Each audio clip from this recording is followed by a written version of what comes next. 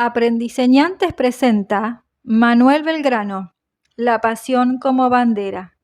El autor de este libro es Fernando Sánchez y fue publicado por Editorial Norma. 1. Benito. Bueno, basta por hoy, muchachitos. La voz de Teodora resonó fuerte y grave en el patio de tierra de la casona de los Belgrano.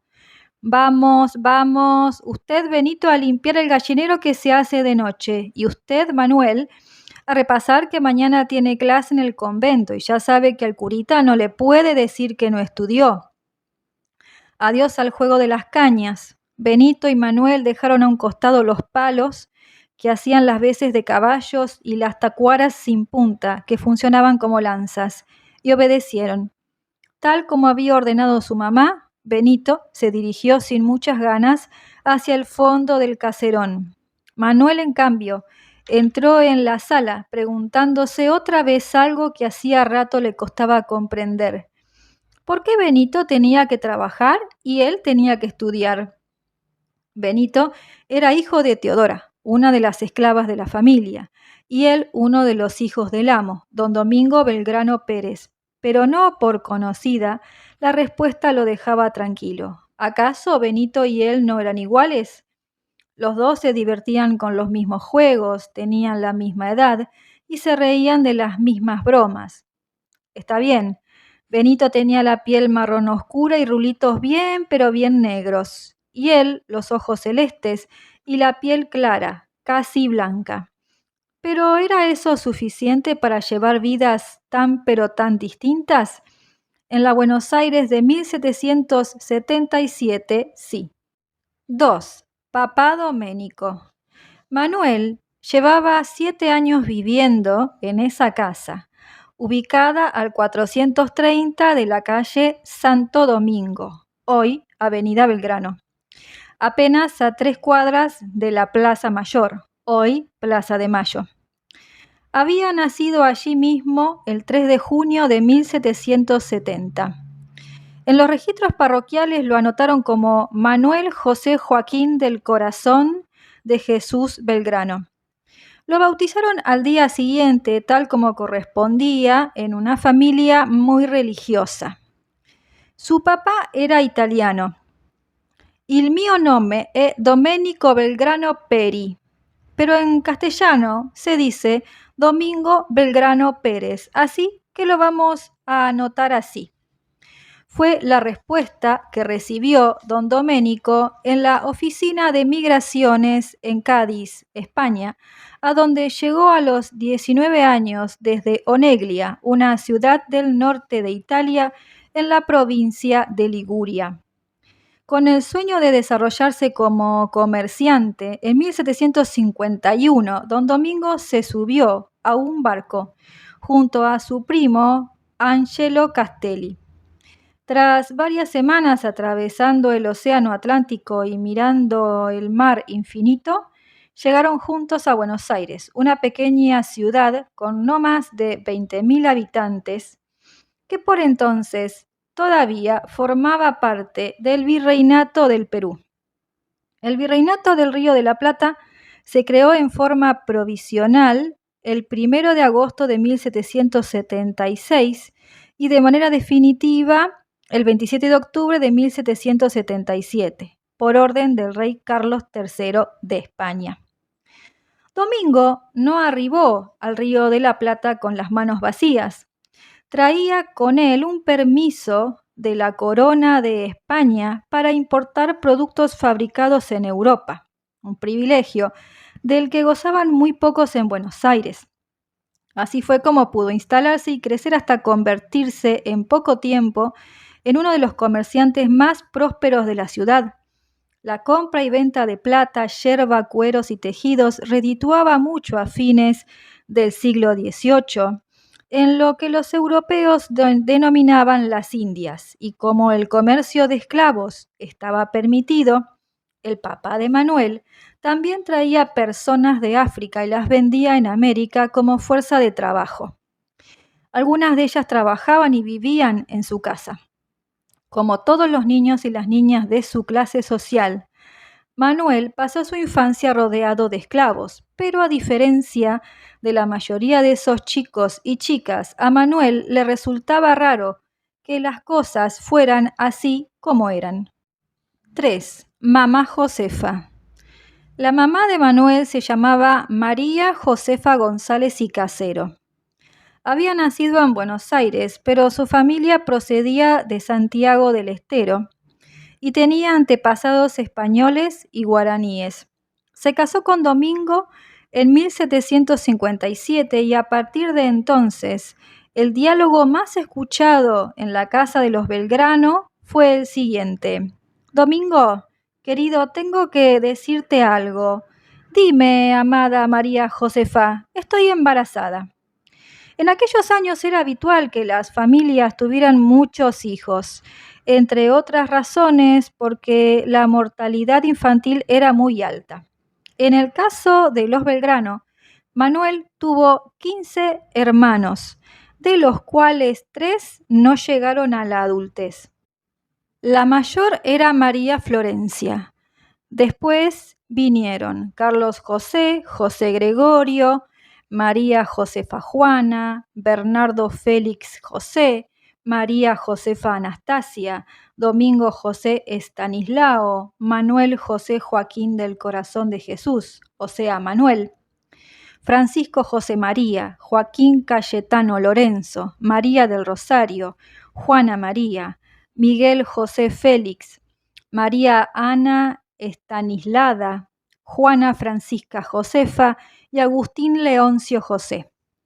Y aunque los niños y las niñas para alimentar eran muchísimos, en esa casa no faltaba nada, de modo que todos pudieron educarse y seguir una carrera. Todos los varones, claro, porque en aquellos años no había ninguna posibilidad de que las mujeres pudiesen estudiar. ¿Y por qué las niñas no tienen que ir a la escuela? No es que no tenemos que ir, Manuel, no podemos. Las preguntas se amontonaban en la cabecita del pequeño Manuel y las respuestas de su madre seguían sin convencerlo. Entre hermanos, hermanas, criadas y criados, Manuel aprendió a leer y a escribir un poco en su casa, ayudado por su mamá, y un poco en Santo Domingo, un convento que quedaba muy cerca. Más tarde ingresó y se graduó en el Real Colegio de San Carlos, antecesor del actual Colegio Nacional de Buenos Aires, como correspondía a todos los muchachitos de la aristocracia porteña, y a los 15 años su padre lo subió a un barco y lo envió a España. En Madrid lo esperaba su hermana María Josefa, que se había instalado allí junto a su marido español, José María Calderón de la Barca, y en cuya casa había lugar para alojarlo. Manuel viajó con el propósito de estudiar leyes en Salamanca, pero los libros que devoró no hablaban solamente de derecho, y algunas de las preguntas que se había hecho cuando era chico comenzaron a hallar respuestas. 4. Un cargo real. Ha llegado una misiva oficial. Es para ti, Manuel. María Josefa estaba intrigada por saber qué decía esa carta para su hermano. No era habitual que en su casa de Madrid tocara a la puerta un mensajero del gobierno. Sin moverse del escritorio, Manuel buscó un señalador para marcar la página de El contrato social, el libro de Jean-Jacques Rousseau que estaba releyendo. El contrato social o los principios del derecho político de Jean-Jacques Rousseau, Suiza 1712-1778, publicado en 1762, es un tratado sobre filosofía política que parte de la libertad y la igualdad de los hombres como base para convivir bajo un Estado instituido a través de un contrato social. Se lo considera uno de los textos fundadores del liberalismo e inspirador de la Revolución Francesa. Tomó el cortapapeles de plata, quitó el lacre y desplegó la hoja medio amarillenta. ¿Y qué dice? Vamos, Manuel. No juegues a las intrigas conmigo. Tranquila, mujer. Si no me dejas mirar, ni tú ni yo nos enteraremos de qué se trata. Manuel leyó en silencio. Bueno, parece que tendremos novedades. La ansiedad de María Josefa fue más fuerte que ella.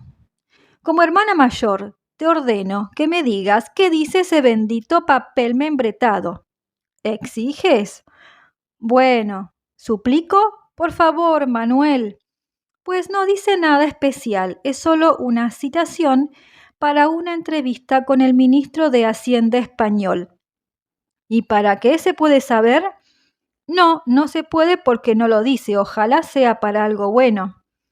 ¿Tendrá algo que ver con nuestro padre? Calma, Pepa, en un par de días lo sabremos.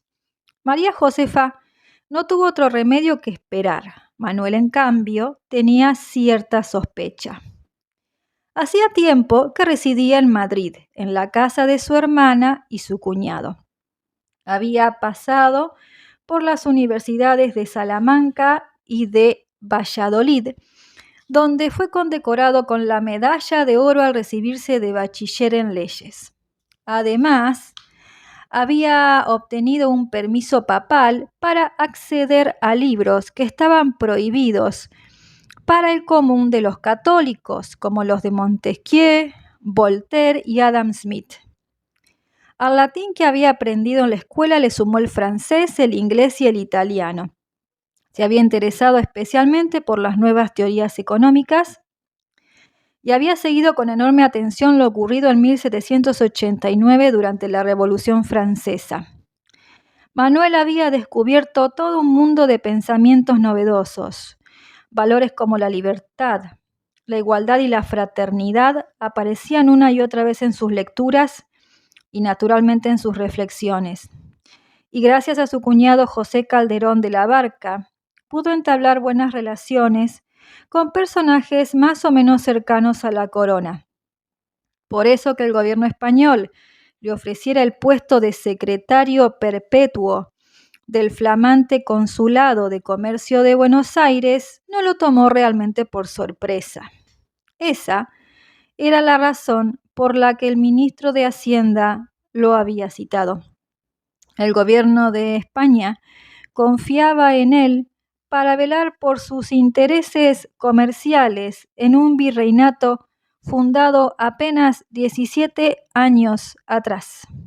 Le proponía ser el responsable en su ciudad natal de la oficina que se encargaría de fomentar el comercio, la agricultura y la industria en la colonia, otorgándole poder para dirimir pleitos entre comerciantes y administrar cuestiones aduaneras. No era un cargo menor.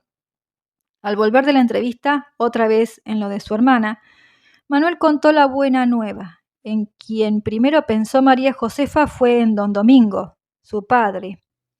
Ay, Manuel, qué noticia. Me apena pensar en que te irás, pero debo reconocer que también me alivia saber que allá podrás encargarte en persona de la situación de nuestro padre.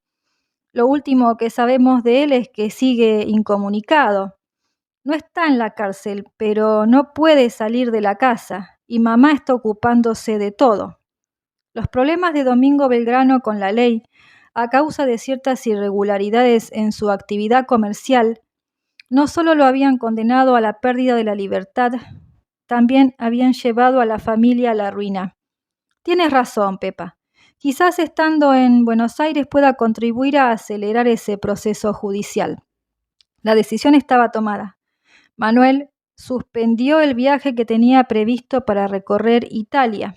Decidió postergar su proyecto para recibirse de doctor en leyes y compró el primer pasaje que consiguió con destino a la América del Sur.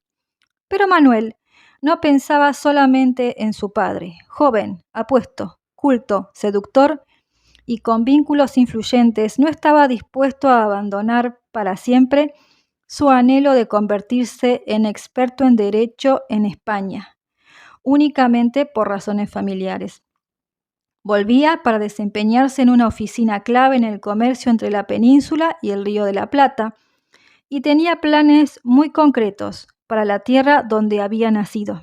Era 1794. Estaba cruzando otra vez el Atlántico, ahora en sentido contrario. Sus 9 años en Europa habían llegado a su fin. 5. En alta mar. Es así, querido Manuel. Las monarquías tal como las conocimos cuando éramos niños son cosa del pasado. Esas tiranías ya no se sostienen. Pasé unas semanas en París y el clima allí es de gran efervescencia. Tuve la sensación de que en ese lugar se estaba gestando el futuro. Francia y América del Norte están marcando el camino. Tarde o temprano la República se impondrá en todos lados. El caballero parisino viajaba a Buenos Aires por negocios y por las mañanas se cruzaba en cubierta con Belgrano. Los días se hacían eternos a bordo del buque español y cualquier desconocido podía convertirse sin mucho preámbulo en compañero y confidente. Con la vista fija en el horizonte y dejándose llevar por el monótono vaivén de las olas, Manuel pasaba horas enteras conversando en francés. Los hombres nacen y permanecen libres e iguales en derechos. El joven no pudo terminar la cita. Manuel era capaz de repetirla de memoria. Y las distinciones sociales solo pueden fundarse en la utilidad común. Claro que sí, completó Manuel con una sonrisa cómplice. Hacía apenas 5 años que la Declaración Universal de los Derechos del Hombre y del Ciudadano, documento fundamental de la Revolución Francesa, había sido aprobada por la Asamblea Nacional Constituyente Francesa. Para los jóvenes inquietos como Manuel, era un texto de cabecera. 6. Barro patrio. No desembarcó en un puerto porque no lo había, como todos los que arribaban a la capital del virreinato del Río de la Plata desde el mar. Una vez que el buque ancló a las puertas de la ciudad, tuvo que subirse primero a un bote y después a un caballo para acceder a la costa. Un poco en carreta de ruedas grandes y un poco chapoteando en el agua. Manuel puso nuevamente pie en barro americano. Si en ese momento hubiese podido tomar nota, habría escrito en su bitácora: esta ciudad necesita un puerto de inmediato. El joven Belgrano llegó a Buenos Aires con mucho más que valijas llenas de libros y algo de ropa. Llegó con la cabeza repleta de ideas. Lo primero que hizo fue reencontrarse con su familia y ponerse al tanto de la situación de su padre. Don Domingo ya estaba muy enfermo. Afortunadamente había sido absuelto por el virrey Arredondo, pero poco más de un año después moriría sin la riqueza que había amasado a lo largo de su vida. Manuel trabó buena relación con Juan José Castelli, un primo 6 años mayor, que se había doctorado en leyes en Chuquisaca.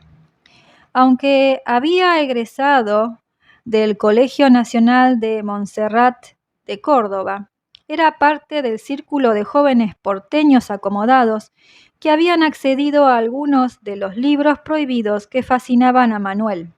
En Juan José, el flamante y entusiasta funcionario recién llegado de Europa, encontró un par con quien compartir amigos, tertulias y hasta el puesto de secretario en el consulado, dado que era el elegido para reemplazarlo cuando Manuel se enfermaba. Mientras estudiaba en Córdoba, Juan José siempre se había mantenido informado acerca de lo que sucedía en Buenos Aires, su ciudad natal. Conocía muy bien a la sociedad porteña. Por eso, no se sorprendió cuando tras las primeras reuniones con los miembros del consulado, Manuel se mostró indignado. Pero Juan José, ¿cómo es posible? Casi todos los comerciantes que trabajan aquí son españoles que solo saben del monopolio con Cádiz. Compran allá por 4 y venden acá por 8. ¿Y qué te creías, hombre?, le respondía su primo. Vas a tener que ser más astuto si no quieres que esta gente te devore. En poco tiempo, Manuel descubrió cómo se desarrollaban las cosas de este lado del mundo. Al igual que en los años de éxito de su padre, la economía del Río de la Plata seguía dependiendo de un puñado de europeos cuyo único interés era el de sus propios bolsillos. Con un agregado clave: el contrabando no paraba de crecer. También se dio cuenta pronto de que ese monopolio trababa las posibilidades de desarrollo de la cada vez más numerosa población criolla.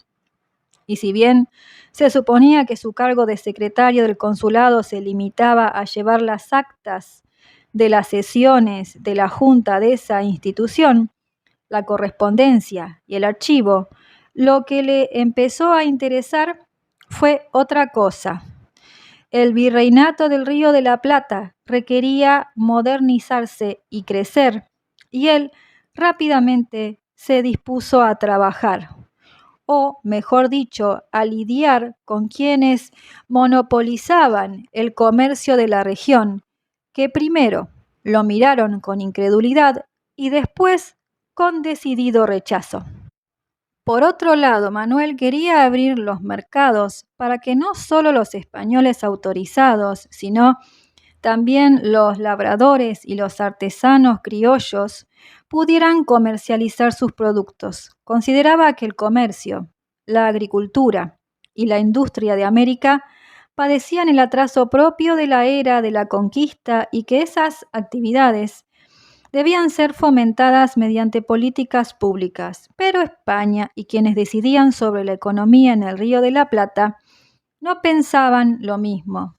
La educación, que para Belgrano constituía la herramienta básica que permitiría el desarrollo de la sociedad, no era prioridad para la corona, que determinaba lo que debía hacerse aquí, a 10.000 kilómetros de Madrid. Cuanto más se interiorizaba Manuel sobre el modo en que funcionaba el gobierno de la colonia, más ideas sobre cómo cambiarlo se le ocurrían. Como parte de su trabajo era presentar informes anuales de lo discutido y resuelto en el consulado, dedicó litros de tinta a volcar en el papel todas sus propuestas. A lo largo de los 16 años en los que ocupó su cargo de secretario del consulado, Manuel elaboró muchísimas propuestas revolucionarias para su época. Delineó el primer proyecto de educación estatal, gratuita y obligatoria en la región. Fomentó la agricultura cuestionando el monocultivo y propuso la entrega gratuita de tierras para los labradores, e impulsó la producción industrial con la intención de exportar no solo cueros, sino manufacturas elaboradas aquí.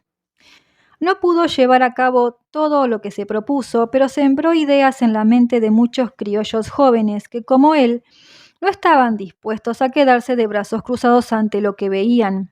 La Academia de Náutica y la Escuela de Dibujo, Geometría, Arquitectura y Perspectiva fueron dos proyectos que pudo concretar.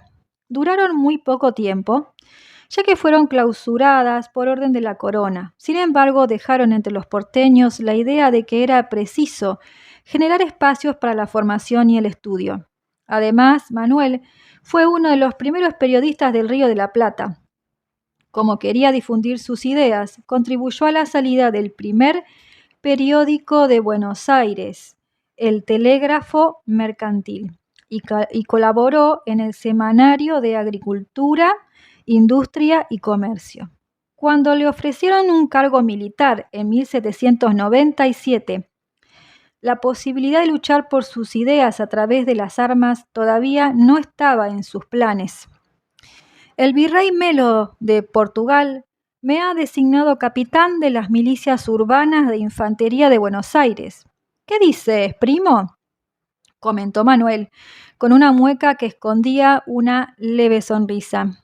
Juan José tomó el farol que iluminaba el escritorio principal, lo levantó con cuidado, lo acercó al rostro de su primo y con la mirada fija en esos ojos celestes y profundos, comentó: en España estudiaste mucho y te divertiste también, pero que yo sepa, no disparaste un solo tiro. ¿Estás seguro de que puedes tener a cargo a un grupo de milicianos? Manuel se puso de pie estiró su impecable pantalón blanco ceñido, acomodó el chaleco, hizo retumbar el taco de sus botas sobre el piso de madera de su oficina, se cuadró como si estuviese frente a una autoridad militar y preguntó: ¿y por qué no? 7. Inglés invasor. En esa época era habitual que un buen vecino, comprometido con su ciudad, estuviera a disposición de las autoridades en caso de ataques extranjeros.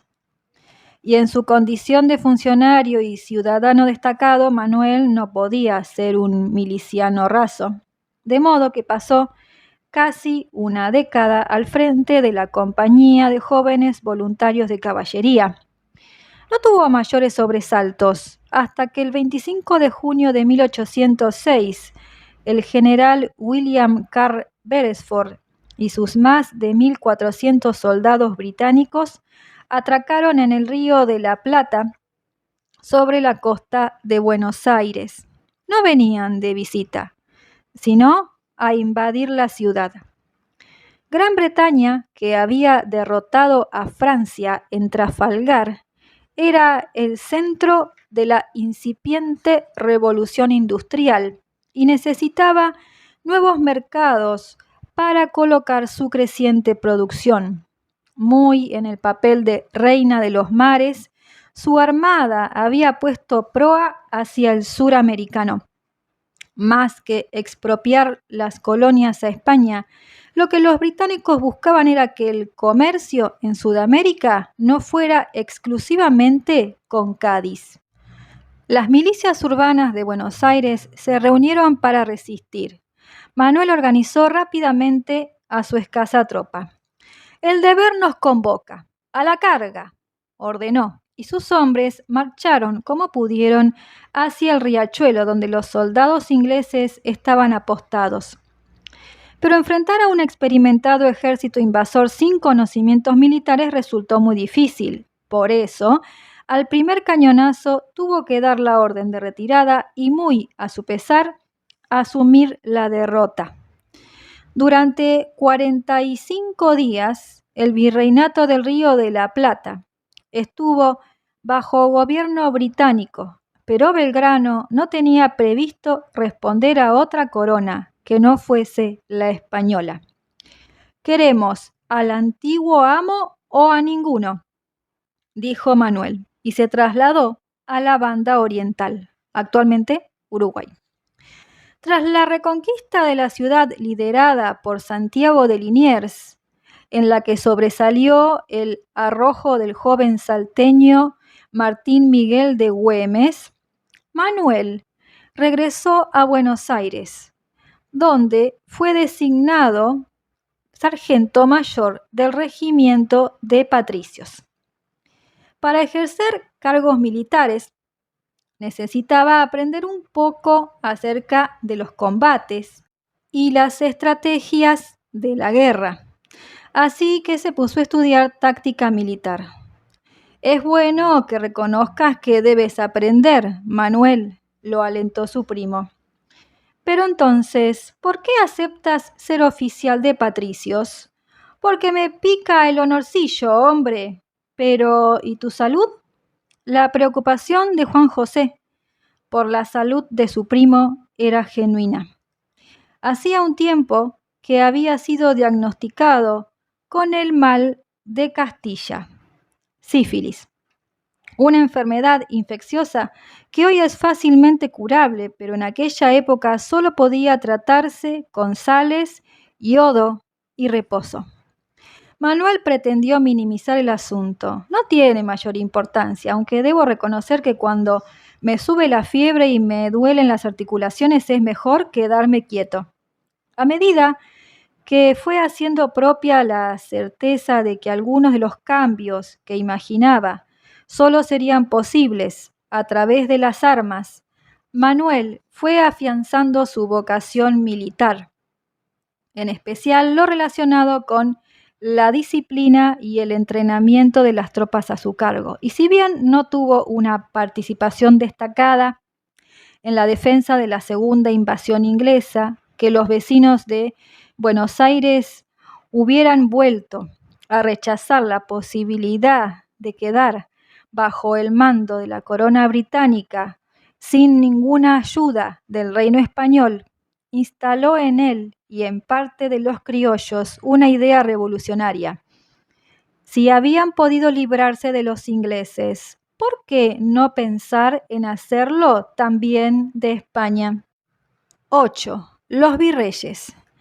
Todas las decisiones importantes que afectaban al virreinato y a quienes en él vivían eran tomadas en España, siempre en beneficio de la corona. Como el comercio con otras potencias estaba prohibido y lo que llegaba de manera legal desde la península ibérica era escaso y carísimo, el contrabando era moneda corriente.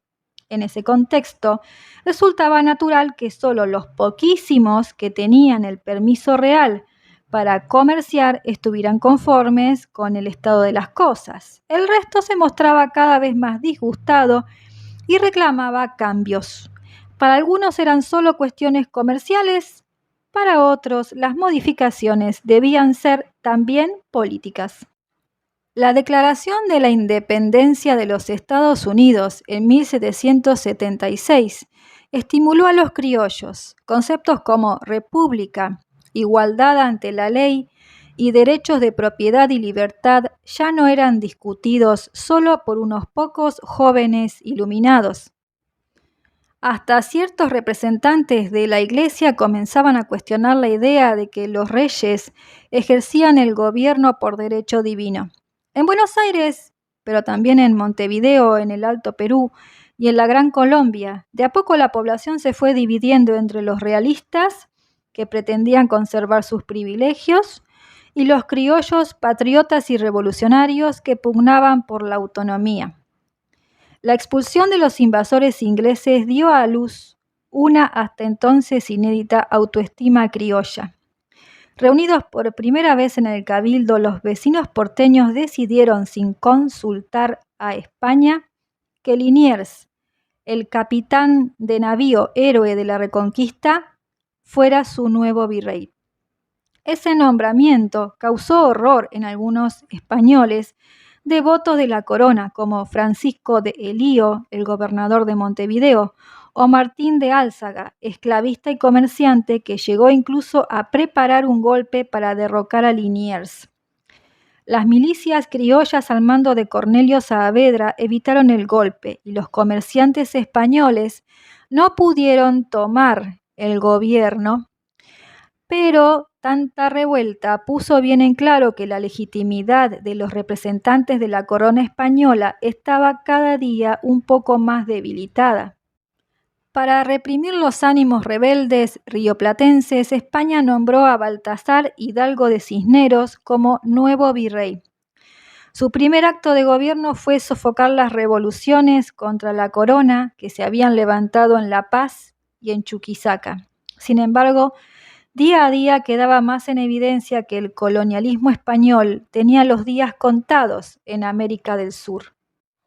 9. Revolución en marcha. A Manuel le gustaba escribir. Lo hacía por las mañanas, muy temprano, en su oficina consular. Con la única compañía de un mate caliente y el trinar de los pájaros recién levantados, tomaba su pluma, la mojaba en el tintero y escribía. Dedicaba las horas en las que nadie había llegado aún al consulado para concentrarse en sus ideas y para expresarlas lo más claramente posible en el papel. Si bien en tertulias y reuniones sociales lograba ganar la atención general gracias a su carisma, sus modales educados y su deslumbrante presencia, le gustaba desarrollar sus reflexiones y propuestas tanto en las memorias del consulado como en los artículos que publicaba en el Correo de Comercio, el periódico que había comenzado a editar a pedido de Cisneros y que se convirtió en el medio para, como él mismo decía, abrir los ojos a los paisanos. La mañana en que, después de un buen rato de leer y releer, puso punto final a su columna titulada Origen y decadencia de los imperios, estaba entusiasmado. Enrolló las hojas, las sujetó con un lazo rojo y se las entregó a su secretario para que las llevase a la imprenta de Niños Expósitos. Más tarde se encontró con su primo. Esta semana sale un artículo que puede interesarte. Te recomiendo que lo leas. Puedo imaginármelo, por eso espero que hayas sido lo suficientemente sutil en tus críticas al gobierno como para no despertar la ira del virrey, Manuel. Prefiero no adelantarte nada. ¿Recuerdas que la condena por sedición es la pena de muerte, verdad? Tranquilo, Juan José. Y dime qué te pareció cuando lo hayas leído. Terminada la jornada de trabajo, Manuel se subió a un coche tirado por caballos. ¿A dónde os llevo? A la chacra de Perdriel, cochero. El aire de campo le renovaba el espíritu. Que su familia todavía tuviese unas tierras en las afueras de Buenos Aires, en la zona que hoy es Villa Ballester, partido de San Martín, provincia de Buenos Aires, le permitía a Manuel descansar de vez en cuando en un lugar tranquilo, lo que beneficiaba su salud. Pero la distancia de ninguna manera disminuía su interés por la política. Por eso, cuando sus amigos lo mandaron a llamar desde la ciudad, no tardó en emprender el camino de regreso.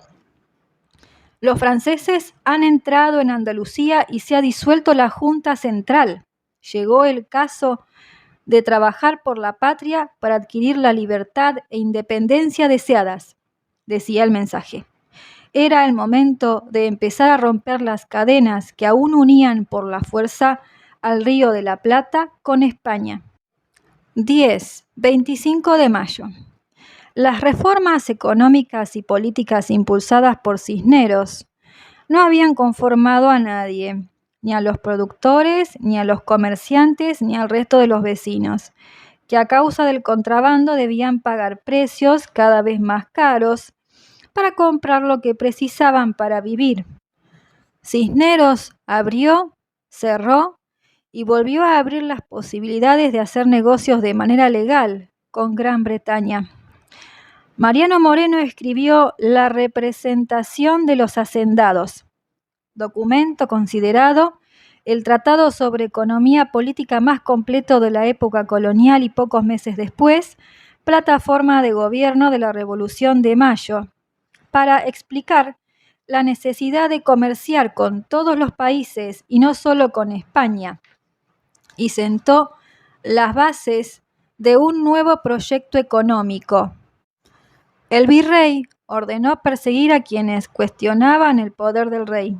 Encima, las noticias sobre la caída de la Junta de Sevilla, uno de los últimos bastiones de la corona española, corrían por toda la ciudad.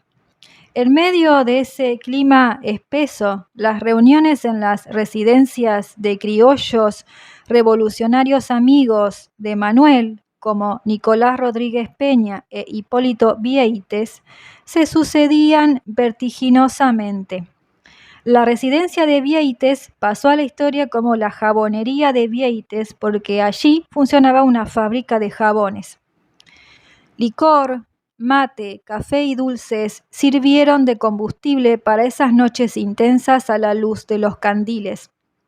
El objetivo era claro: instaurar un gobierno criollo.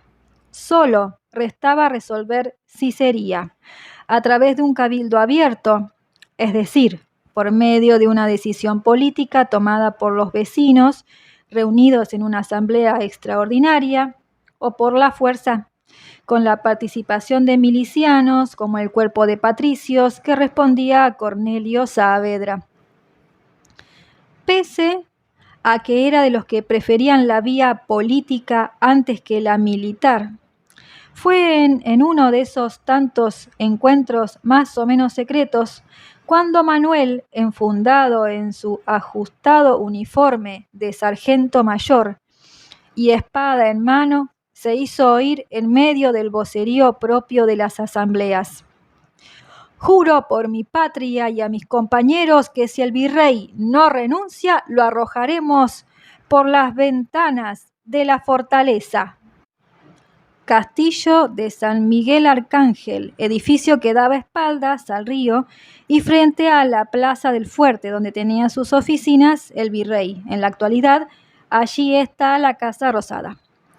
Sus palabras no solo sirvieron para contagiar de coraje al resto de los civiles y militares rebeldes, que lo escucharon no sin algo de sorpresa, dada la habitual prudencia de Belgrano, también pusieron de manifiesto que esos días de revolución y conciliábulos habían logrado transformar sus ideas en acción. El 25 de mayo de 1810, el Cabildo Abierto, convocado, a pesar de la negativa del virrey, reunió a lo más influyente de Buenos Aires. Afuera, en la Plaza de la Victoria, cientos de vecinos cubiertos con capotes, ponchos y sombreros soportaban la llovizna persistente al grito de ¡Fuera, Cisneros! Luego de las invasiones inglesas, la Plaza Mayor pasó a llamarse Plaza de la Victoria, hoy es Plaza de Mayo. Muchos hombres armados a un lado y al otro de la plaza, organizados por Domingo French y Antonio Beruti, probaban que esta vez la cosa era en serio. Manuel, desde luego, estaba dentro del cabildo. Superadas discusiones de lo más acaloradas en las que no faltaron insultos y algún empujón, la decisión estuvo tomada: hacer cesar definitivamente a Cisneros en sus funciones y designar una junta provisional gubernativa de la capital del Río de la Plata. Sus integrantes fueron don Cornelio Saavedra, presidente y comandante de armas interino, Juan José Castelli, primer vocal, Manuel Belgrano, vocal segundo, Miguel de Ascuénaga, vocal tercero, el cura Manuel Alberti, el comerciante Domingo Mateu y don Juan de la Rea, cuarto, quinto y sexto vocal, respectivamente. Los abogados Juan José Paso y Mariano Moreno fueron nombrados secretarios. La primera junta juró fidelidad a Fernando VII, el rey que había sido depuesto por Napoleón, pero la semilla de la rebelión ya había sido sembrada. Una nueva patria había nacido. 11. A las armas. Fundar un país de cero no es fácil, y si en Buenos Aires quedaban realistas que no estaban de acuerdo con el nuevo gobierno, en las provincias la oposición era todavía mayor. Córdoba, Montevideo y Paraguay opusieron fuertes reparos, y en el Alto Perú hubo quienes directamente se propusieron resistir.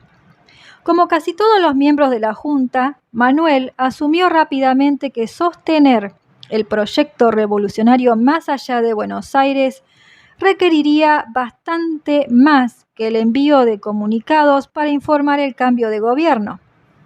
Si quienes se oponían a la revolución estaban dispuestos a levantarse en armas para respaldar a España, los flamantes gobernantes no podían ser menos, debían poner el cuerpo. A partir de entonces no hubo lugar para los que dudaban, ¿se estaba con la revolución o en contra de ella? Y ambas posiciones se defendían con la vida. Los realistas pretendían perpetuar el sistema colonial y los gauchos, indios, mulatos, negros y criollos más humildes se fueron sumando de asientos a las milicias con la esperanza de terminar con un sistema que los condenaba a la miseria, junto con los criollos más acomodados que comprendieron que había llegado la hora de llevar sus ideas a la práctica. El primero que tuvo que dar una prueba de autoridad fue Juan José, cuando la Junta lo designó para ejecutar al ex virrey Liniers y a quienes se habían sublevado junto a él en Córdoba, y debió cumplir esa orden. Luego la primera Junta eligió a Manuel para auxiliar al vocal Ascuénaga en su expedición a la Banda Oriental, Santa Fe, Entre Ríos y Paraguay, y le otorgó el grado de general en jefe. Manuel no dudó en aceptar. No sea cosa que crean que me repugna el riesgo o que solo quiero disfrutar de la capital. Escribiría años después al recordar aquel momento. Aunque había vuelto a sentir fiebre, puso manos a la obra. Tenía a su disposición a 200 hombres de la guarnición de Buenos Aires, de los cuerpos de arribeños y patricios, algunos del regimiento de la Estrella y del regimiento de Pardos y Morenos, y otros del regimiento de granaderos de Fernando VII. Debía liderar la avanzada sobre el Paraguay y poner bajo sus órdenes a las milicias de Corrientes y Misiones. El primer paso era San Nicolás, donde lo esperaba el cuerpo de caballería de la patria. Luego debería sumar a los blandengues de Santa Fe, una de las unidades de caballería creada durante el virreinato. A partir de 1810 pasó a integrar el ejército de línea, y a las milicias del Paraná, con 4 cañones y sus respectivas municiones. Pero el armamento y los soldados no eran del todo profesionales. Los hombres eran más inexpertos que su jefe y las carabinas viejas y oxidadas. Lo que faltaba de equipamiento, sin embargo, se compensaba con voluntad y con entusiasmo. En Santa Fe, el ejército de Belgrano fue recibido con honores. Hubo donaciones generosas para la campaña y 40 veteranos y 60 reclutas pertenecientes a los blandengues se pusieron bajo su mando. Carretas, caballada y tropa llegaron a la bajada, hoy Paraná, capital de la provincia de Entre Ríos, donde recibieron más donaciones y el apoyo de 200 patricios enviados desde Buenos Aires. En poco más de 2 meses, Manuel reclutó a unos 600 hombres. La revolución avanzaba sin detenerse. 12. Pueblo Nuevo. Pelear por la creación de un Estado independiente era para Manuel mucho más que cambiar los nombres y los cargos en el gobierno. Era modificar sustancialmente la manera en que hasta ese momento se distribuían la tierra y el poder. Por eso entregó terrenos a la gente que quisiera trabajarlos y hasta fundó pueblos como Nuestra Señora del Pilar de Curuzú-Cuatiá, en plena Mesopotamia, fundado el 16 de noviembre de 1810 al sur de la actual provincia de Corrientes. En el acta fundacional de la ciudad ordenó la creación de una escuela que se construiría con aportes de los vecinos más pudientes de la zona y dispuso que todos, aun los más pobres, tuvieran una parcela para trabajar. Pero más explícitas fueron sus ideas en el reglamento para el régimen político y administrativo y reforma de los 30 pueblos de Misiones, que redactó durante la expedición al Paraguay. Documento firmado el 30 de diciembre de 1810 en el campamento de Tacuarí. Allí establecía que ya no habría diferencias entre criollos y naturales y aseguraba que llegaba a Misiones para restituirlos en sus derechos de libertad, propiedad y seguridad de que por tantas generaciones han estado privados, sirviendo únicamente para las rapiñas de los que los han gobernado, y aclaraba que todos gozarán de sus propiedades y podrán disponer de ellas como mejor les acomode, como no sea atentando contra sus semejantes. De repente, a menos de un año de la semana de mayo, Manuel se encontraba tomando decisiones que estaban en absoluta sintonía, no solamente con sus proclamas más encendidas, sino también con los ideales de su juventud. Cuando puso la firma a la última página de ese documento histórico, Manuel recordó a Benito y se emocionó pensando dónde estaría en ese instante el que había sido su amigo de la infancia. 13. No tan sencillo. En Paraguay, a donde llegaron agotados, mal alimentados y peor equipados, los revolucionarios no fueron tan bien recibidos. Con anterioridad, Manuel le había enviado una esquela al gobernador Velasco: traigo la paz, la unión y la amistad en mis manos para los que me reciban como deben. Del mismo modo, traigo la guerra y la desolación para los que no aceptaren aquellos bienes. La respuesta fue a los tiros. Después de 3 meses de combate, de avances y retiradas, el ejército patriota cayó derrotado en la batalla de Tacuarí. El gobierno porteño había cambiado y los compañeros de Manuel ya no lideraban la junta, que ahora estaba integrada por representantes de las provincias. La orden para Belgrano fue replegar lo que quedaba de sus milicias a la banda oriental para evitar que los realistas avanzaran desde Montevideo. Cuestionado por las nuevas autoridades, Manuel debió regresar a Buenos Aires, donde lo aguardaba un juicio para determinar su responsabilidad en el fracaso de la expedición militar al Paraguay. Lo mismo ocurrió con Juan José, a quien juzgarían por su malograda campaña al Alto Perú. En agosto de 1811, y sin ninguna prueba en su contra que pudiera ser considerada en el juicio, Manuel recuperó el grado militar y los honores. Se declara que el general don Manuel Belgrano se ha conducido en mando del ejército con un valor, un celo y una consistencia dignos del reconocimiento de la patria, concluyó el fallo. Manuel volvía a ser un hombre íntegro, sin cuentas pendientes. Sin embargo, su poder en Buenos Aires ya no era el mismo. Mariano Moreno, enviado en misión diplomática a Londres, había muerto repentinamente en alta mar el 4 de marzo de 1811. Y su primo Castelli había contraído cáncer y ni siquiera pudo defenderse de los cargos que le imputaban. Juan José falleció en pleno proceso judicial, pobre y perseguido, el 12 de octubre de 1812. Las discusiones, alianzas y traiciones entre quienes lideraban la revolución eran cosa de todos los días. 14. Al Paraguay. Como en junio de 1811 los paraguayos ya habían instalado su propia junta de gobierno, Manuel regresó en misión diplomática a Asunción para entenderse con ellos. En septiembre de ese año firmó en nombre del Triunvirato, el nuevo gobierno de Buenos Aires, un tratado de amistad, auxilio y comercio con las autoridades del pueblo vecino.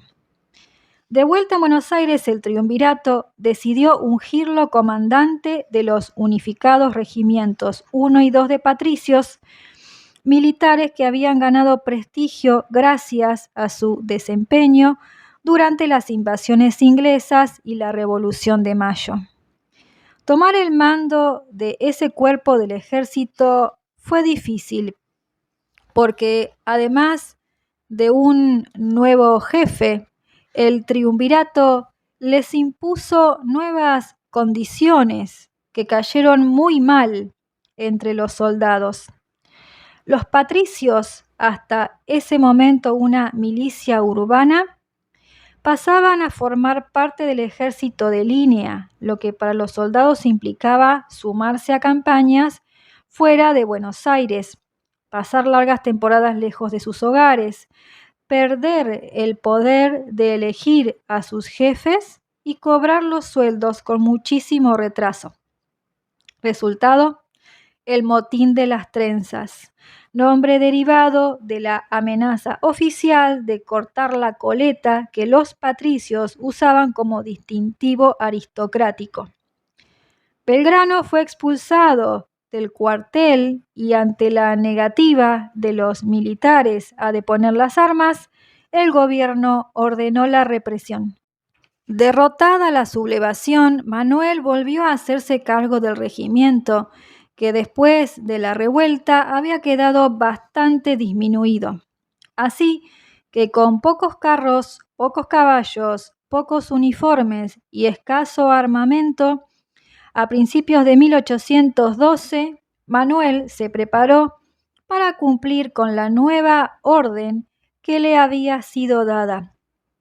Partir hacia Villa del Rosario para crear 2 baterías, fortificaciones militares que reunían piezas de artillería y cuyo fin era atacar o defenderse de los barcos realistas desde tierra y a cañonazos sobre el río Paraná. Los ataques realistas que llegaban desde Montevideo tenían en vilo a Buenos Aires y era imperioso evitar su alcance. Pasaron por San Pedro, San Nicolás, Arroyo Seco. Al cabo de varias semanas, los patricios arribaron a destino. Acamparon en tierras de un matrimonio amigo de Manuel, los Vidal Echevarría. Los soldados sabían de la rectitud de su jefe. También sabían de su convicción, sus ideales y su sobriedad a la hora de ponerse al frente de un batallón. Con el sol cayendo detrás de la arboleda, Manuel miró a esos hombres jóvenes pero fatigados por el trajín, mal pertrechados e iluminados por las llamas de la fogata, se aclaró la garganta y exclamó: «La vida es nada si la libertad se pierde. Libres o muertos, señores». En silencio y casi sin mover un músculo, los milicianos escucharon. Nadie con sangre en las venas podría haber permanecido indiferente ante esas palabras.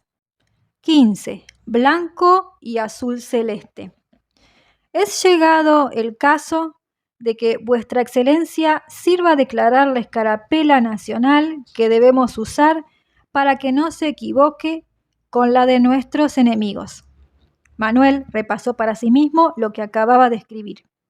Estaba conforme. Su pedido tenía sentido. Si defendían la misma causa, era lógico que todos sus hombres se identificaran con los mismos colores. 13 de febrero de 1812, firmado Manuel Belgrano. Rubricó, satisfecho. Iluminado apenas por un candil, Manuel se incorporó, apoyó la pluma a un costado del tintero y enrolló el papel. Salió de su tienda de campaña. Buscó a su asistente y le ordenó que se dirigiese a Buenos Aires con la primera luz del día. 5 días después, un mensajero arribó con la respuesta del triunvirato. Ansioso, Manuel se apuró a abrir la carta. Al jefe del Estado Mayor: en acuerdo de hoy se ha resuelto que desde esta fecha en adelante se haga, reconozca y use la escarapela nacional de las Provincias Unidas del Río de la Plata, declarándose por tal la de los colores blanco y azul celeste, quedando abolida la roja con la que antiguamente se distinguían. Firmado Feliciano Chiclana, Manuel de Zarratea, Juan José Paso, Bernardino Rivadavia. Desbordado por el entusiasmo, Manuel ordenó comprar una tela blanca y otra azul celeste. Consultó a la dueña, donde le habían dado alojamiento, doña Catalina Echevarría, si se daba maña con los hilos y las agujas, y resolvió.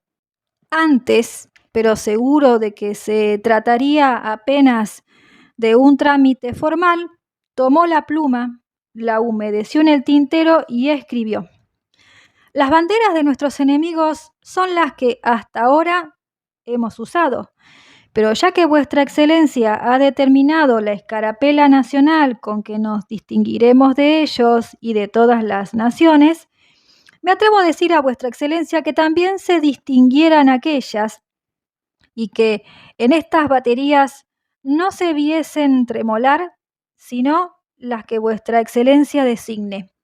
Abajo, excelentísimo señor, esas señales exteriores que para nada nos han servido y con las que parece que aún no hemos roto las cadenas de la esclavitud. Manuel no esperó la respuesta. Cuando su mensajero salió con destino a Buenos Aires con el pedido de autorización al triunvirato, Belgrano ya había dado la orden de que se confeccionara un nuevo estandarte para los soldados de la patria. 16. La primera vez. La ceremonia fue a orillas del río Paraná, en la villa del Rosario del Paraná, donde actualmente se erige el monumento a la bandera. La fecha 27 de febrero de 1812. Era la inauguración de la batería Independencia, que se sumaba a la Libertad, el otro conjunto de artillería pesada compuesto básicamente por cañones, al que Manuel debería echar mano si eran atacados por los realistas. Estaban presentes la tropa del regimiento de patricios, los vecinos del lugar, el párroco Julián Navarro, doña Catalina Echevarría, esposa de don Juan Manuel Vidal y hermana de Vicente Echevarría, amigo a su vez de don Manuel desde los días de las expediciones al Paraguay, y sus señoras amigas. Fueron ellas quienes, por encargo de Manuel, se ocuparon de coser la bandera, una mitad blanca, otra mitad azul celeste. El soldado Cosme Maciel la izó por primera vez. Espada en mano, Manuel habló a su tropa. Soldados de la patria, en este punto hemos tenido la gloria de vestir la escarapela nacional que ha designado nuestro excelentísimo gobierno. En aquel, la batería de la Independencia, nuestras armas aumentarán las suyas. Juremos vencer a nuestros enemigos interiores y exteriores, y la América del Sur será el templo de la independencia y la libertad. En fe de que así lo juráis, decid conmigo: ¡viva la patria! Los soldados, que en los días previos habían lucido desganados, casi sin fuerzas, ahora exclamaron sin dudar: ¡viva la patria! Señor capitán y tropa destinada por la primera vez a la batería Independencia, id, posesionaos de ella y cumplid el juramento que acabáis de hacer, ordenó con autoridad.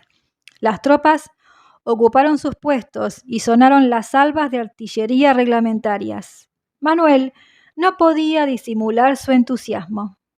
17. No tan rápido. La alegría no le duró mucho a Belgrano. Pocos días después recibió una carta desde Buenos Aires al jefe del Estado Mayor. El gobierno deja a la prudencia de vuestra señoría mismo la reparación de tamaño desorden, pero debo prevenirle que esta será la última vez que sacrificará hasta tan alto punto los respetos de su autoridad y los intereses de la nación que preside y forma, los que jamás podrán estar en oposición a la uniformidad y el orden. Vuestra señoría, a vuelta de correo, dará cuenta exacta de lo que haya hecho en cumplimiento de esta superior resolución. Firmado Bernardino Rivadavia, secretario del Triunvirato. Para el gobierno central, la decisión de Manuel de izar una bandera sin haberlo consultado antes con sus superiores no había sido una buena idea. Tenía sus razones.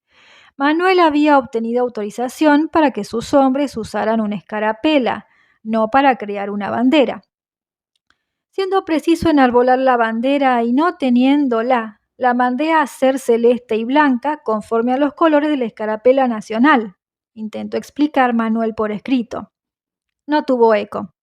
El triunvirato le dio la orden de arriar la bandera y deshacerse de ella, pero Manuel obedecería a medias. 18. Sin bandera. ¿Ha dispuesto este gobierno que se haga pasar por un rasgo de entusiasmo el suceso de la bandera blanca y celeste enarbolada, ocultándola disimuladamente y subrogándola con la que se le envía, que es la que hasta ahora se usa en la fortaleza? La nota, fechada el 3 de marzo de 1812, era clarísima. Manuel se había excedido. Pero él nunca recibió esa carta, porque cuando el mensajero llegó a Rosario ya había partido para asumir el mando del Ejército del Norte, el mismo que había caído en Huaki a las órdenes de su primo Juan José Castelli y que ahora Juan Martín de Pueyrredón dejaba en sus manos. En la posta de Yatasto, cerca de Rosario de la Frontera, Manuel se encontró con no más de 1.500 hombres casi desarmados y harapientos, 400 de los cuales estaban enfermos o heridos. Como pudieron, se instalaron en Camposanto, al este de Salta. Montaron un hospital, recobraron fuerzas, rearmaron la tropa. Todo casi sin colaboración de Buenos Aires, que era eficiente para cuestionar la existencia de pabellones patrios, pero exasperantemente lenta a la hora de enviar recursos para sus milicianos, que podían pasar meses y hasta años enteros sin cobrar sus sueldos y alimentándose muy precariamente. Para mayo, cuando llegaron a Humahuaca, en Jujuy, los ánimos de los soldados ya eran distintos. Y la misa con la que se celebró el segundo aniversario de la Revolución de Mayo en la iglesia principal tuvo características muy especiales, porque fue allí donde el cura Juan Ignacio Gorriti dio la bendición a la bandera blanca y azul celeste que Manuel izó ante todo el pueblo, sin saber que el triunvirato lo había desautorizado. Vestido con su uniforme de gala, con la autoridad propia de un líder en ejercicio de su cargo, Manuel llamó la atención de sus hombres y en presencia de los vecinos de la comunidad jujeña dijo: «Soldados, hijos dignos de la patria, camaradas míos, el 25 de mayo será para siempre memorable en los anales de nuestra historia y vosotros tendréis un motivo más de recordarlo cuando en él por primera vez veis la bandera nacional en mis manos, que ya os distingue de las demás naciones del globo». Sin la menor idea de lo que pensaban en Buenos Aires, Manuel siguió adelante con su discurso. Su ejército estaba a punto de jurar fidelidad a una bandera por primera vez. «No olvidéis jamás que nuestra obra es de Dios, que Él nos ha concedido esta bandera, que nos manda que la sostengamos y que no hay una sola cosa que no nos empeñe a mantenerla con el honor y decoro que le corresponde. Nuestros padres, nuestros hermanos, nuestros hijos, nuestros conciudadanos, todos, fijan en vosotros la vista y deciden que a vosotros es a quienes corresponderá todo su reconocimiento, si continuáis en el camino de la gloria que os habéis abierto. Jurad conmigo ejecutarlo así, y en prueba de ello repetid: ¡Viva la patria!». Manuel no cabía en sus botas del orgullo. Feliz, envió al triunvirato porteño una carta extasiada: «La tropa de mi mando no menos ha demostrado el patriotismo que la caracteriza. Asistió al rayar el día a conducir la bandera nacional desde mi posada, que llevaba el barón de Holmberg, para enarbolar en los balcones del ayuntamiento, y se anunció al pueblo con 15 cañonazos», escribió, exultante. El barón de Holmberg fue un militar austríaco que se unió al ejército del norte como oficial de artillería, muy apreciado por Belgrano. Llevó la bandera desde la posada donde paraban con Belgrano hasta el cabildo de Jujuy para exhibirla ante los vecinos. Pero Buenos Aires no quería saber nada con una nueva bandera y se lo hizo saber a Manuel en términos durísimos, a través de un oficio con la firma de Rivadavia. Esta será la última vez que sacrificará hasta tan alto punto los respetos de su autoridad. Manuel se disculpó y cumplió con la orden que se había impartido. Entretanto, el triunvirato se sentía acorralado por las tropas realistas. Desde el norte, Pío Tristán amenazaba con bajar hasta Córdoba junto con su primo, el brigadier Juan Manuel de Goyeneche. Con Montevideo bajo dominio español, la amenaza de llegar a Buenos Aires era bien concreta. El ejército de Manuel no estaba en condiciones de hacer frente a un contragolpe enemigo. Los porteños lo sospechaban. Manuel lo sabía. El gobierno de Buenos Aires decidió que la expedición a Jujuy había llegado a su fin. Manuel y sus hombres debían sí o sí replegarse a Córdoba. 19. Y entonces llegó San Martín. Manuel acató lo ordenado por el gobierno, aunque lo hizo a su modo. Invitó a todo el pueblo jujeño a acompañarlo en la retirada, pero sumó una condición: llevarse todo lo que se pudiese y destruir lo que quedase, para que a su llegada los españoles solo encontraran un pueblo fantasma. Debemos dejar el campo yermo, la tierra arrasada frente al enemigo, ni casas, ni alimento, ni ganado, ni mercancías, nada.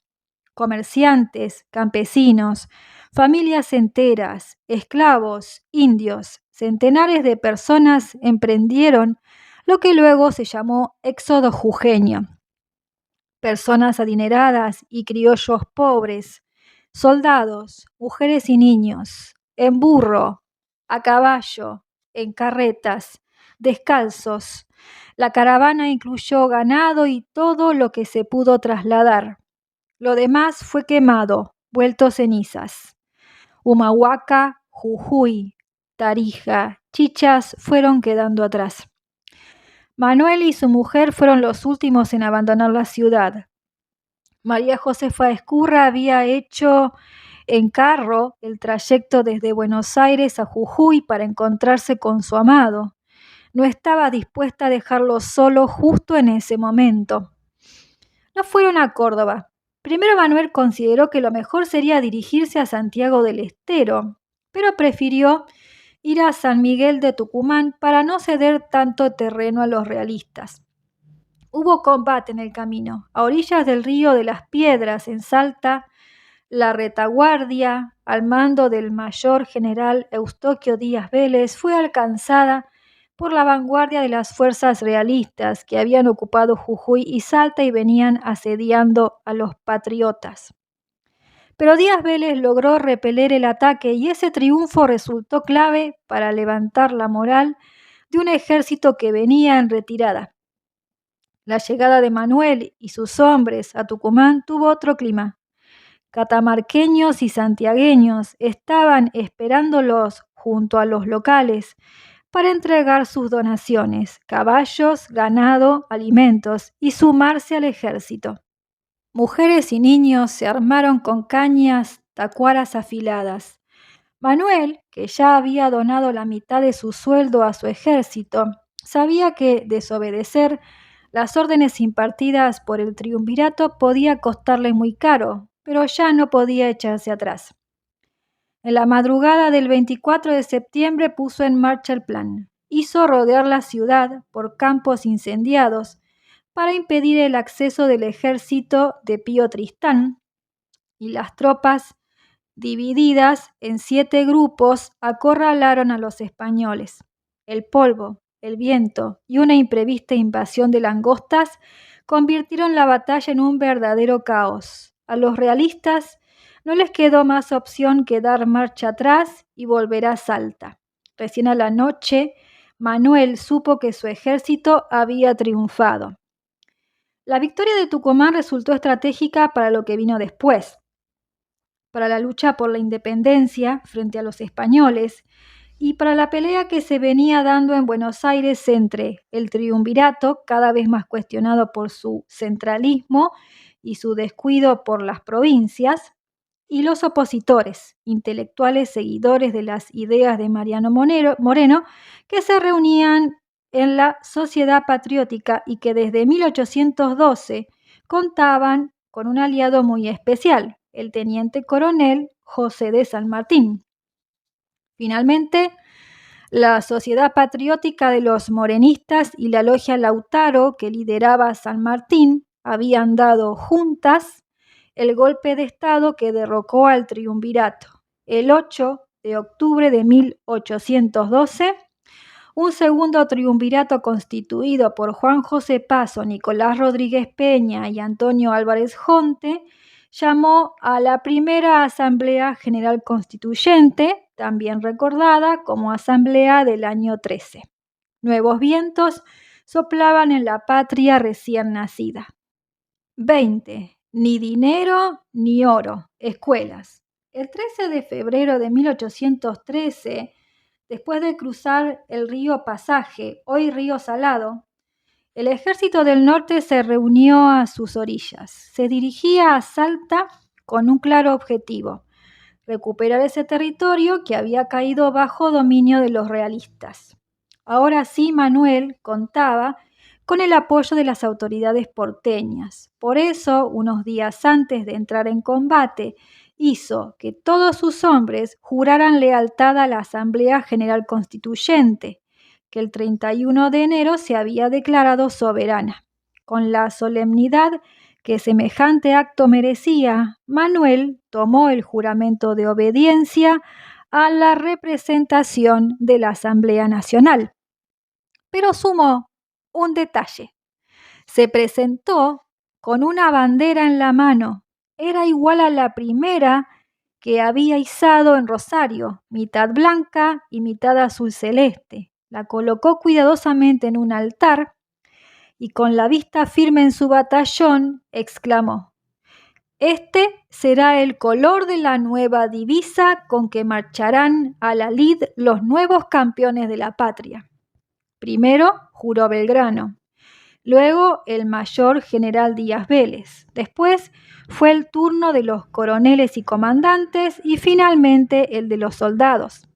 Manuel colocó su espada en forma horizontal sobre el asta para formar una cruz, que el ejército completo besó con emoción y respeto.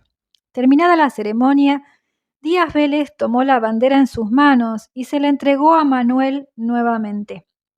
Con bandera propia y el ánimo fortalecido, el ejército del norte emprendió su camino a Salta, donde el 20 de febrero de 1813 volvió a ganarles a las tropas de Pío Tristán. Para celebrar el triunfo, Díaz Vélez colgó la bandera en el balcón del Cabildo salteño. Las victorias en Tucumán y Salta fueron reconocidas por la Asamblea del año 13, que decidió premiar a Manuel con 40.000 pesos en oro, el equivalente a 80 kilos de oro. Y aunque podría haber recibido ese montón de dinero para recuperar parte de la fortuna familiar perdida, Belgrano optó por destinarlo a la construcción de 4 escuelas públicas de primeras letras. En la carta que envió como respuesta a la Asamblea, Manuel fue clarísimo: «He creído propio de mi honor y de los deseos que me inflaman por la prosperidad de la patria destinar los 40.000 pesos para la dotación de 4 escuelas públicas de primeras letras en las que se enseña a leer y escribir, la aritmética, la doctrina cristiana y los primeros rudimentos de los derechos y obligaciones del hombre en sociedad hacia ésta y el gobierno que la rige, en 4 ciudades, a saber, Tarija, Jujuy, Tucumán y Santiago del Estero». La primera de las 4 escuelas fue inaugurada en Tarija, hoy territorio boliviano, en 1974. Las de Santiago del Estero y Tucumán comenzaron a construirse recién en 1997.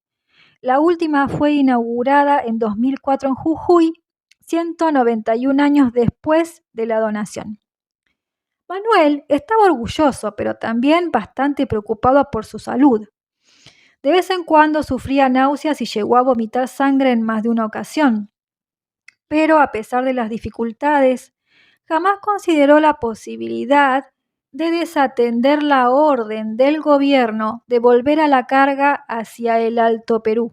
Potosí, Chuquisaca y Cochabamba se rebelaban frente a los españoles y no podía perderse semejante oportunidad. Ya sin su mujer María Josefa en el frente, Manuel se dirigió hacia el norte. En el camino dejó claras muestras de su bravura con quienes traicionaban la causa independentista. Manuel era educado y elegante, pero podía resultar feroz si se veía obligado a hacerlo. 21. La posta de Yatasto. Avanzó hasta Santa Cruz de la Sierra, en Bolivia, pero el 1 de octubre Manuel se topó con una realidad durísima. En Vilcapugio lo esperaba el general Joaquín de la Pezuela con sus tropas leales a España. De los 3.500 hombres con los que contaba al llegar, solo sobrevivió la mitad. Y tras haber desoído otra vez a los oficiales que le proponían la retirada, presentó batalla y volvió a caer en Ayohuma el 14 de noviembre. Con el Alto Perú en poder realista, Manuel se replegó hasta Jujuy. En cuestión de semanas, para Buenos Aires, Manuel pasó de ser el héroe de los éxitos en Tucumán y Salta a ser el responsable de los fracasos independentistas en el norte. Derrotado y afiebrado, con fuertes arranques de tos, el 30 de enero de 1814, en la misma posta salteña de Yatasto, donde casi 2 años atrás había recibido el mando del Ejército del Norte de manos de Juan Martín de Pueyrredón, Manuel tuvo que ceder la conducción de su diezmado batallón a José de San Martín. Manuel y San Martín no se conocían personalmente. Habían intercambiado cartas, pero en Yatasto se vieron por primera vez. San Martín llegaba como el experimentado militar que había luchado en Europa y triunfado en San Lorenzo. Manuel, en cambio, no estaba en su mejor momento. Se abrazaron como si hubiesen sido compañeros de toda la vida y conversaron largamente. Criticaron a Buenos Aires, hablaron de los pocos líderes de verdad comprometidos con la independencia, de lo imposible de avanzar hacia el norte por tierra. Con pesar, Manuel dio a San Martín un detalle pormenorizado de lo ocurrido en Vilcapugio y Ayohuma. No sé si corresponde decirlo, pero es lo que creo. Si las autoridades de Buenos Aires hubiesen atendido mis advertencias, hoy no estaríamos lamentando estas derrotas, se sinceró Manuel. Yo no hubiese hecho otra cosa que lo que hizo usted en ese momento y en ese lugar, lo elogió San Martín. Le agradezco, pero hubiese sido más prudente consolidar la defensa de la frontera norte, lanzar una ofensiva sobre las superiores fuerzas realistas del Alto Perú. Es evidente que no ha sido una decisión acertada. ¿Y de Buenos Aires nada? Mandé decenas de mensajes relatando las penurias de mis hombres, los pagos demorados, la falta de uniformes y equipamiento adecuados. Ha sido inútil. A mí ya no me queda más dinero para seguir adelante. Era cierto lo que Manuel le contaba a San Martín. En una de sus cartas había escrito: la desnudez no tiene límites. Hay hombres que llevan sus fornituras sobre sus carnes y para gloria de la nación hemos visto desnudarse de un triste poncho a algunos que los cubría para resguardar sus armas del agua. Y en otra, ya enojado ante la falta de respuesta de quienes daban órdenes desde Buenos Aires, que nuevamente había cambiado de liderazgo, escribió: digan lo que quieran los hombres sentados en sofás, que disfrutan de comodidades mientras los pobres diablos andamos en trabajos. Si no se puede socorrer al ejército, si no se puede pagar lo que éste consume, mejor es despedirlo. San Martín había llegado a Salta con la orden de detener a Manuel y enviarlo de inmediato a Buenos Aires. Los porteños habían decidido una vez más someterlo a juicio por su desempeño en el frente de batalla, en especial por haber liberado a prisioneros que volvieron a sumarse a las fuerzas realistas. Pero San Martín no cumplió con la orden. No podía ser responsable de la detención de un hombre como Belgrano, autor de los primeros artículos sobre educación, industria, libertad e igualdad, escritos por un criollo en el Río de la Plata, y para él una de las mentes más necesarias para la revolución. El 29 de enero de 1814, en Tucumán, Ambos se presentaron a los soldados para hacer el cambio de mando. San Martín lo nombró al frente del regimiento número 1, pero Manuel fue llamado por el gobierno de Buenos Aires. En el momento en que era subido a la galera que lo trasladaría hasta la ciudad del puerto, Manuel había dejado funcionando en Tucumán, con ayuda de San Martín, una escuela de matemáticas con aplicaciones al arte militar.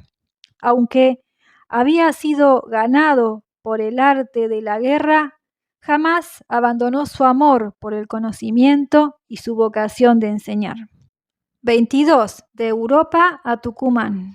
Nadie halló pruebas en su contra, de modo que Manuel fue sobreseído de todos los cargos. Liberado de los problemas judiciales, ahora lo que más lo preocupaba era su salud.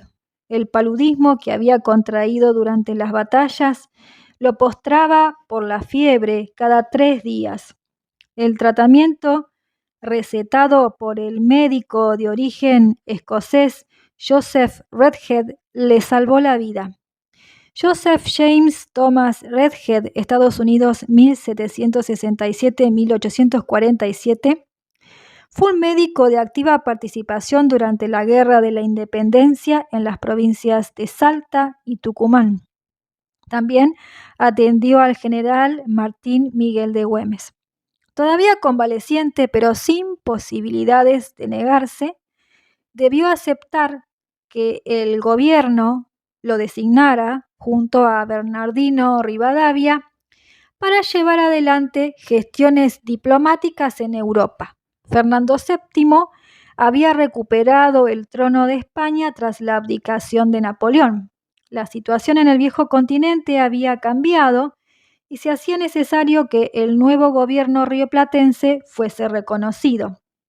Manuel tenía experiencia en relaciones exteriores, hablaba con fluidez varios idiomas y podía moverse con cierta naturalidad en Europa. Era sin dudas una persona idónea para la misión. El viaje en la corbeta Zephyr comenzó el 18 de diciembre y el 12 de enero arribó a Río de Janeiro. Manuel y Rivadavia bajaron para entrevistarse con el embajador inglés. Permanecieron allí durante el verano y el 16 de marzo siguieron viaje.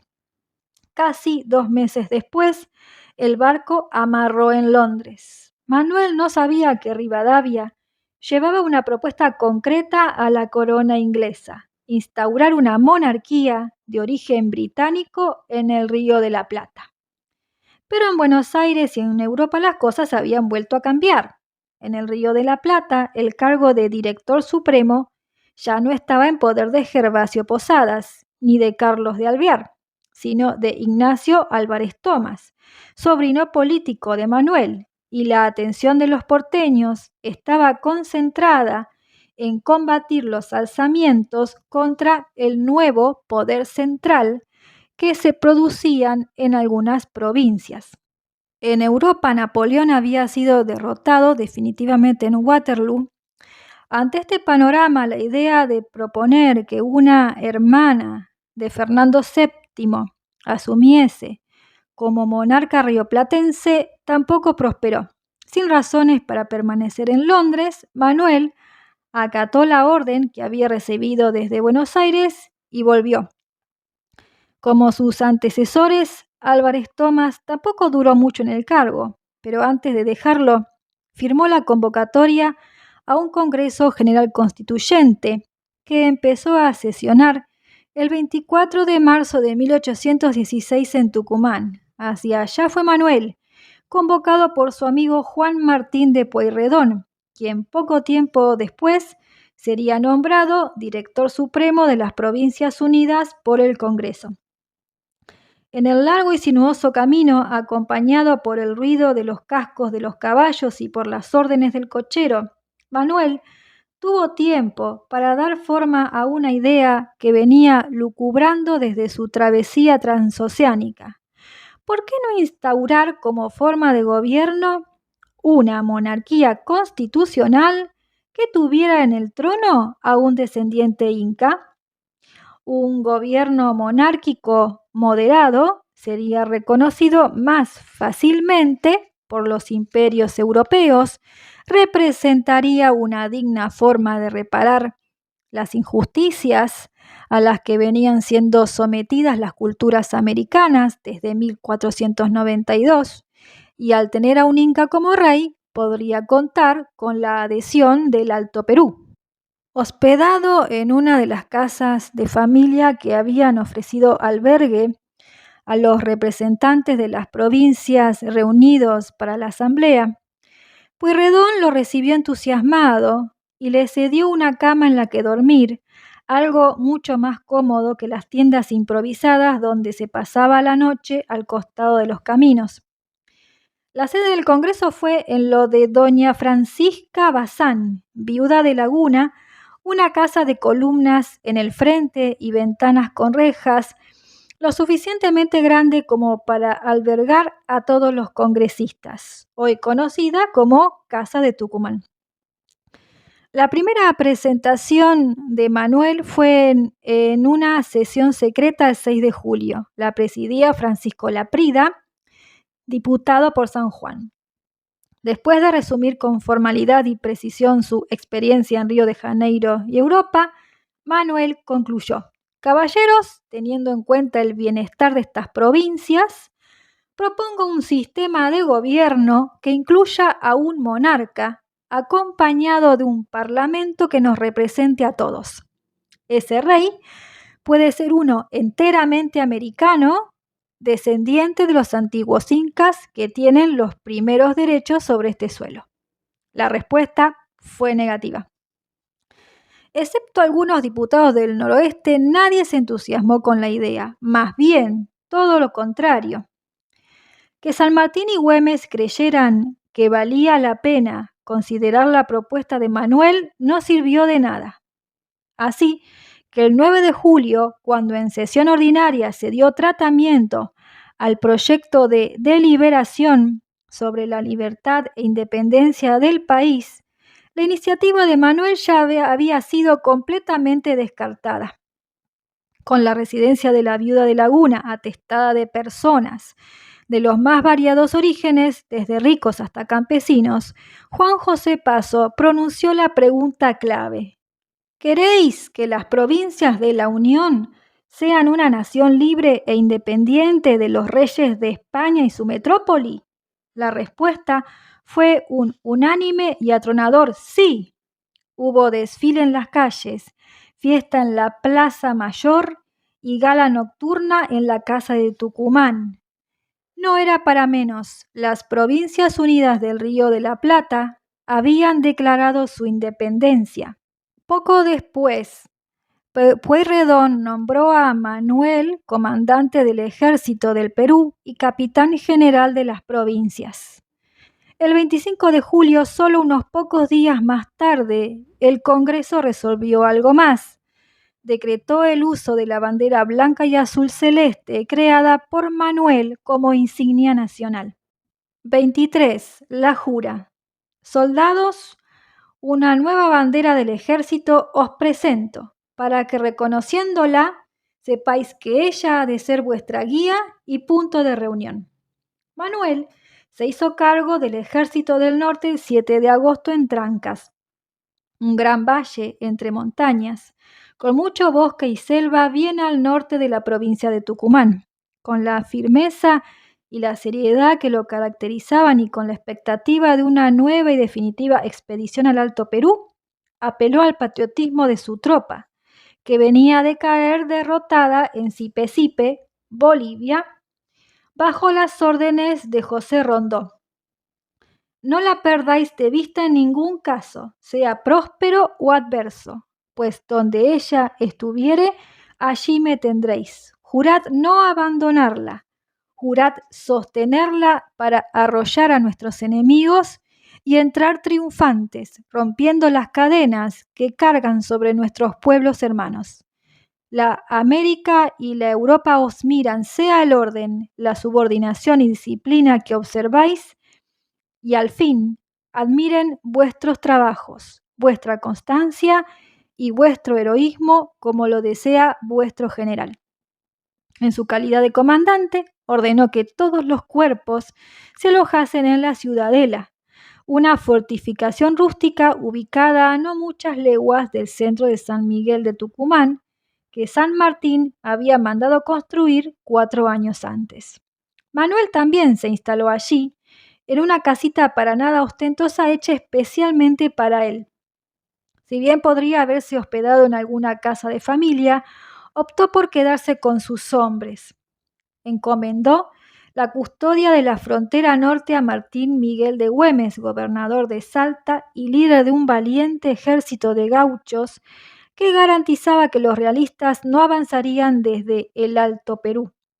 Güemes era mal visto por Buenos Aires, que desconfiaba del salteño como de todo caudillo provincial, pero se hizo amigo de Belgrano. De alguna manera Manuel también había encendido en los hombres humildes de las provincias del norte, en los gauchos de Güemes, la llama del deseo de libertad. Esa llama que Belgrano vio en Juana Azurduy, a quien nombró teniente coronel, un cargo militar por entonces completamente inusual para una mujer, y que le fue otorgado por su desempeño en las guerras por la independencia. En testimonio de la gran satisfacción que han merecido de nuestro supremo gobierno las acciones heroicas, nada comunes a su sexo, con que usted ha aprobado su adhesión a la santa causa que defendemos. El mensaje, firmado en calidad de capitán general de las provincias de Córdoba, La Rioja, Catamarca, Tucumán, Santiago del Estero, Salta y Jujuy, no fue lo único que Juana Azurduy recibió de él. Él le entregó además su propio sable, como una forma de reconocer el valor y la lucha de esta increíble mujer, hija de un criollo y de una indígena, que se transformó en referente de los combates por la emancipación en el altiplano. 24. Las batallas internas. En la ciudadela Manuel aguardó el momento ideal para encaminarse hacia el norte. Esperaba que desde Buenos Aires llegara todo el apoyo que semejante campaña requería. Esperó y esperó, pero eso nunca ocurrió. Los sueños de Manuel chocaron con la realidad cruel cuando, por indicación del Congreso, que ahora sesionaba en la ciudad del puerto, debió enviar parte de su batallón a contener la revuelta liderada por Juan Francisco Borges en Santiago del Estero. Los santiagueños se habían declarado pueblo libre y ni Tucumán ni Buenos Aires estaban dispuestas a tolerarlo. El Congreso dictaminó fusilar a Borges. Manuel, que había mandado que se cumpliera la orden a poco de haberla impartido, se arrepintió e indultó al caudillo santiagueño. Lamentablemente llegó tarde. Para 1819 la conquista del Alto Perú había sido abandonada como plan. Manuel comprendió que más allá de sus intenciones, el ejército de 2.500 hombres que con gran esfuerzo había logrado recuperar ya no tenía por misión echar al enemigo de ese territorio, sino la represión de las sublevaciones provocadas por el cada vez menos federal gobierno porteño. El presupuesto militar era destinado al combate de las revueltas internas y en menor medida al ejército de San Martín, que preparaba la expedición libertadora del Perú. Durante su estadía en Tucumán, Manuel se enamoró de María de los Dolores Elguero. La conoció en la fiesta de aniversario del 9 de julio y quedó encandilado, pero ya por entonces su salud daba nuevos signos de debilidad. Cuando se le ordenó bajar a Santa Fe para frenar al caudillo Estanislao López, que había combatido con él en Paraguay, decidió que ya era hora de irse de Tucumán. San Martín se había negado a pelear contra sus propios compatriotas de las provincias, pero Manuel no podía hacer lo mismo. Era su amigo Pueyrredón quien se lo exigía. Así que envió a algunos de sus hombres a Santa Fe y él se marchó hacia Córdoba. Pasó por la Capilla del Pilar, por la Posta de la Candelaria y se quedó en Cruz Alta, en el sur cordobés, en muy terribles condiciones de salud, algo que sin embargo no conmovía a sus superiores, más preocupados en Buenos Aires por sus propios intereses políticos de clase alta que por el destino de los hombres enviados al frente de combate. Con fuertes dolores en el pecho y en las piernas, pidió licencia por enfermedad. Delegó sus tropas en su segundo, Francisco Fernández de la Cruz, y acompañado por varios soldados, volvió a Tucumán. Allí no solo estaba Redhead, su médico personal, que ya le había salvado la vida una vez, también lo esperaba Manuela Mónica, su hija recién nacida, fruto de su vínculo con Dolores. 25. El regreso final. Tucumán no fue el mejor lugar para descansar. Apenas llegó el 11 de noviembre de 1819, un violento motín protagonizado por rebeldes que se oponían a las órdenes de Buenos Aires derrocó al gobernador. En su condición de militar porteño, Manuel fue detenido. Lo fueron a buscar a su casita en la Ciudadela, a donde había vuelto a instalarse. Como estaba en cama, los líderes de la revuelta se condolieron y a pedido del médico aceptaron no encadenarlo. Redhead ya sabía que lo que estaba acabando con la salud de Manuel no eran ni la sífilis ni el paludismo que había contraído en 1813, sino la hidropesía, que le impedía moverse y hasta respirar. La hidropesía es la excesiva retención de líquido en vientre, tobillos, muñecas y cuello como consecuencia de serios problemas en los riñones. Pasaron pocos días y el gobernador fue restituido en su cargo, pero con una condición: desconocer las órdenes que llegasen desde Buenos Aires. Manuel fue dejado en libertad, visiblemente deteriorado en compañía de Redhead, de su capellán y sus sargentos mayores, y después de conocer a su pequeña hija, volvió a subirse a una silla de montar, esta vez con destino a su casa natal en Buenos Aires. Pudo costear el viaje de regreso gracias a un comerciante amigo que le donó lo que ni el gobierno tucumano ni el porteño quisieron facilitarle. El mes y medio que duró el viaje hasta la casona familiar resultó una pesadilla para Manuel, que tenía dolores repartidos por todo el cuerpo. Lo recibieron su hermana Juana y su hermano Domingo, el cura. Era evidente que había vuelto para pasar sus últimos días en el lugar donde había nacido. Pero ese ya no era el hogar de una familia rica de Buenos Aires. Y Manuel no traía ni una moneda en sus alforjas, aunque nunca dejó de reclamarlos. Jamás pudo cobrar los 13.000 pesos que el gobierno le debía en concepto de sueldos atrasados. Quiso pagarle a Redhead con un reloj de oro que le había regalado el rey Jorge III de Inglaterra. Dictó algunas cartas y el día 25 de mayo dictó también su testamento, aunque tenía más deudas que propiedades.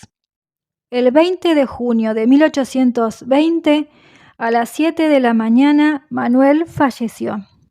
Nadie lo consideraba un prócer, nadie podía comprender aún la trascendencia que sus ideas revolucionarias y sus actos decididos y valientes iban a tener para la historia de la Argentina. Nadie era capaz todavía de advertir que acababa de irse un hombre extraordinario.